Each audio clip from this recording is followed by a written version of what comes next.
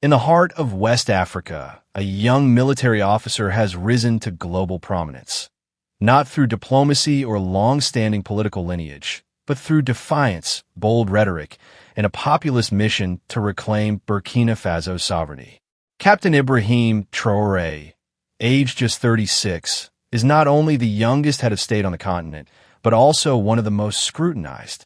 Loved by some, feared by others, and watched by all, Traoré has become a symbol of resistance in a region grappling with foreign intervention, extremist violence, and political instability.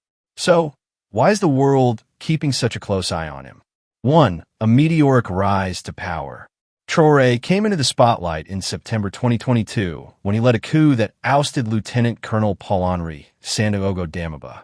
At a time when Burkina Faso was plagued by insecurity, terrorist attacks, and a disillusioned public, Traoré's rise was framed as a rescue mission for a failing state. What made his takeover striking wasn't just the speed, it was the message. Traoré spoke in revolutionary tones reminiscent of Thomas Sankara, Burkina Faso's iconic anti-imperialist leader. To many young Africans, he instantly became the face of hope and radical change. 2. Anti-imperialist stance. One of Traoré's most defining moves was severing military ties with France, the country's former colonial master. He expelled French troops, shut down French military bases, and even ordered the closure of French-funded media outlets. To the West, this marked a worrisome turn toward authoritarianism and anti-Western sentiment. But to many Africans, especially youth, this was seen as a bold stand against decades of perceived neo-colonial exploitation. His rhetoric focuses on national pride, African self-reliance, and breaking from foreign dependency. Traoré hasn't minced words in international interviews. Africa must stand up. We have nothing to lose but our chains. That kind of language resonates powerfully in a continent long burdened by foreign economic and military influence. 3. Security first, a war president. Burkina Faso is one of the hardest-hit countries by jihadist insurgencies in the Sahel. Thousands have died, and nearly 2 million have been displaced due to Islamist violence spilling over from Mali and Niger. Since taking power, Traoré has declared an all-out war on terrorists. He reorganized the military, launched community defense initiatives, and called on civilians to join local militias, known as VDP's Volontaires pour la Défense de la Patrie. He's taken the fight to the front lines, sometimes even seen wearing camouflage and visiting battle zones. To his critics, this militarization is dangerous. But to many Burkinabes, it signals a leader finally taking action to protect his people. 4. A new axis, the Russia question. As he distances Burkina Faso from France and the West, Traoré is edging closer to alternative allies, most notably Russia. His government has opened talks for defense cooperation with the Kremlin and welcomed Wagner-linked advisors into the country. While Traoré insists that Burkina Faso is open to partnerships with any nation that respects its sovereignty, the geopolitical realignment is clear. His tilt toward Moscow raises alarms in Western capitals, drawing comparisons to Mali and the Central African Republic, where Russia has deepened its influence. This pivot is part of a broader narrative, a rejection of Western paternalism and a search for partners who don't impose political or ideological conditions. 5. Populist charisma and symbolism.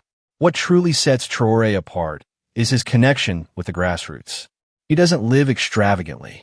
His images riding through town in simple military attire, shaking hands with civilians, or dining modestly have gone viral. He echoes Sankara's ethos of humility and integrity, and he has strategically made use of national symbols to strengthen his narrative. For example, the ceramic cup episode, where he narrowly escaped poisoning, has become a powerful metaphor in national discourse.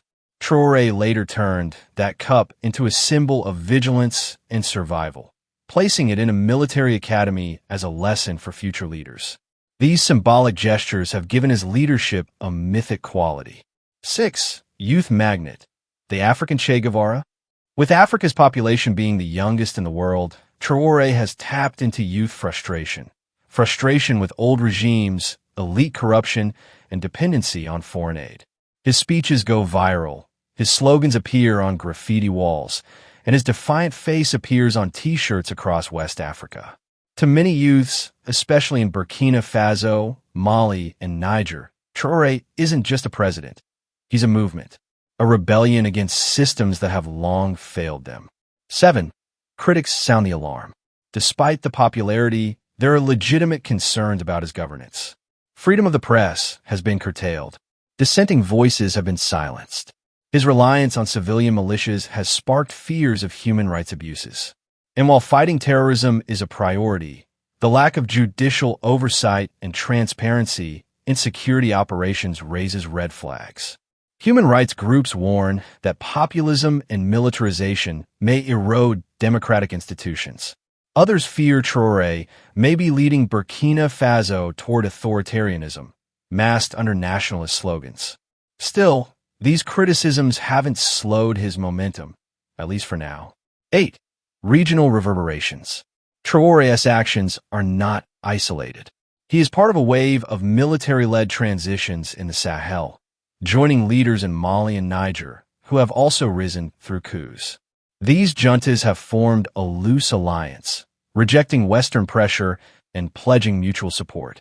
In January 2024, the trio even announced plans to withdraw from ECOWAS, Economic Community of West African States, signaling a fracture in regional unity. The so-called Sahel Alliance now threatens to redefine West Africa's future. And at the heart of it is Traoré. 9. The battle for the narrative. Traoré's team has been savvy in controlling the narrative. He bypasses traditional media, using speeches, short videos, and targeted leaks to reach the public directly.